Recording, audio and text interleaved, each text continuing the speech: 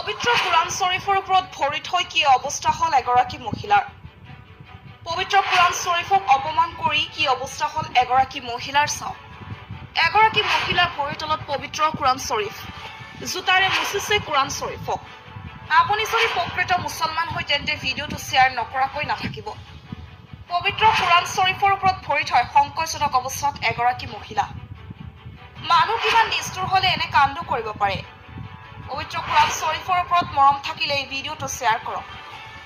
পবিত্ৰ কুৰাণ শ্বৰীফক কি কৰিলে চাওক। পবিত্ৰ কুৰাণ শ্বৰীফক অপমান কৰি বিপদত এগৰাকী মহিলা। পবিত্ৰ কুৰাণ শ্বৰীফক অপমান কৰি এখন ভৰি হেৰুৱালে মহিলাগৰাকীয়ে। পবিত্ৰ কুৰাণ শ্বৰীফৰ ওপৰত জোতা ৰাখি সামাজিক মাধ্যমত শ্বেয়াৰ কৰিছিল ফটো, আৰু ফটো শ্বেয়াৰ কৰাৰ কিছুদিন পিছতে এনে অৱস্থা হ'ল মহিলাগৰাকীৰ। সকলো ধৰ্মতে কোৱা হৈছে নিজৰ ধৰ্মক ভাল পোৱা, কিন্তু আনৰ ধৰ্মক হিংসা নকৰিবা। কিন্তু এগৰাকী মহিলাই চাওক কেনেকৈ পবিত্ৰ কুৰাণ শ্বৰীফক ভৰিৰে মোহাৰিছে। এনে কাণ্ড কিমান গ্ৰহণযোগ্য।